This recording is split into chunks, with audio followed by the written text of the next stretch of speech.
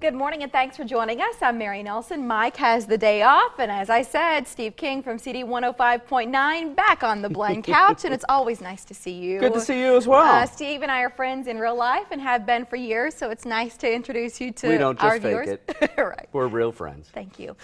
Speaking of, you just got back from vacation with your I did. real family. How'd it I go? did. It went great, other than it was, you know how people talk about like they had the Griswold vacation? Yes. And everything goes wrong? Right. That's exactly what we had. We had the vacation. Look at these cute pics though. We just Yeah, saw that was Tina and Delaney. Northern you and Wisconsin Riley. there. We're up near the Apostle Islands. You There we took are the going pups. over to the You have island. a thing for small dogs. Yes, we have giant dogs.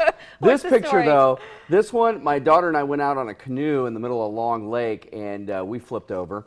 And the canoe didn't sink, luckily, and I swam about 45 minutes to this point, and then a guy came out in a boat and pulled us the rest of the way in. Oh my gosh, you were further out. Yes. Were you exhausted? I Did was you need a pretty nap tired right by the away? time. My daughter thought it was really freaky at first, and then it was all good. That's But we scary. blew a tire on our camper. We almost lost the canoe off the top of our car. I lost my debit card. I mean, I hit a tree with our car. I mean, it was like everything. The only thing we didn't have was dead Aunt Edna up on top of the Durango. I'm telling you, it would have, Right. you know. But it's the sort of vacation you talk about forever, Oh, even though it's stressful in the moment. It gives yeah. you millions of memories. Oh you yeah, know? we laughed the whole Right, time, and we're right. like, we'll never do this again. Right, and fast forward to next summer, I bet Exactly. you'll be right at it Yeah, again. we're doing Yellowstone next year. Oh, So gosh. that'll be a real adventure. All right, Yeah. maybe we'll have you back next summer to talk about It'll that. be a whole thing. So a friend of the show, Steve, also Mrs. Great Plains International Maggiethorne, and she's been crowned Mrs. International 2014. Congratulations. We're excited for Maggie. Yeah, one of the best parts about this is the attention the press will bring to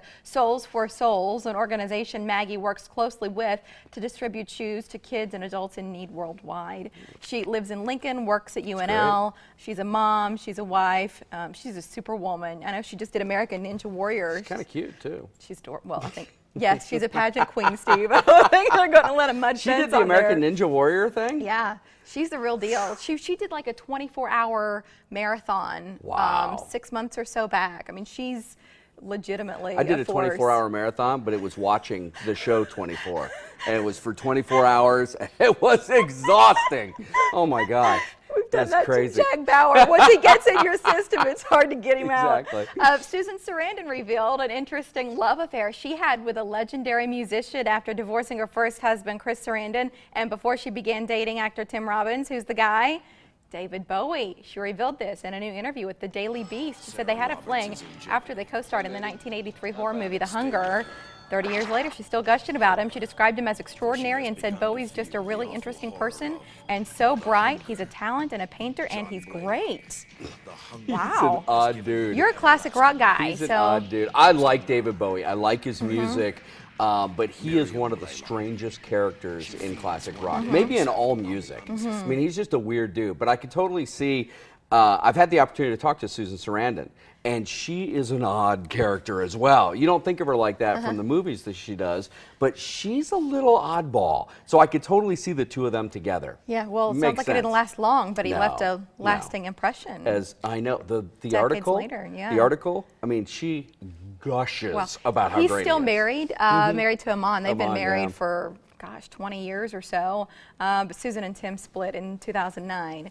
You may be one of those people who assumes that anytime you walk up to a big group, they just want you around. You could be wrong. A body language expert explains that you can feel out the situation of how welcome you are in a group if you look at everyone's feet.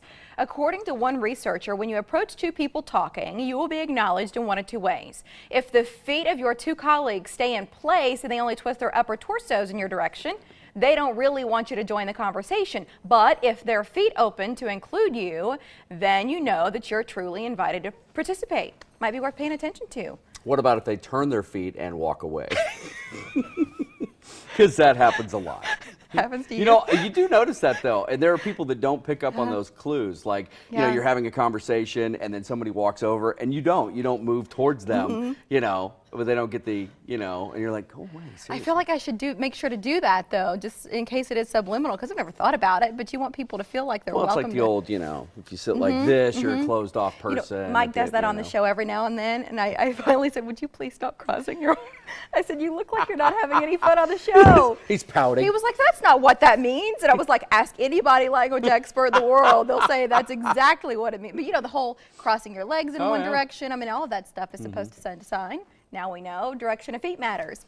Later in the show, we'll welcome 3 Mamaha parents. Today's topic is, at what age is it appropriate for kids to have cell phones?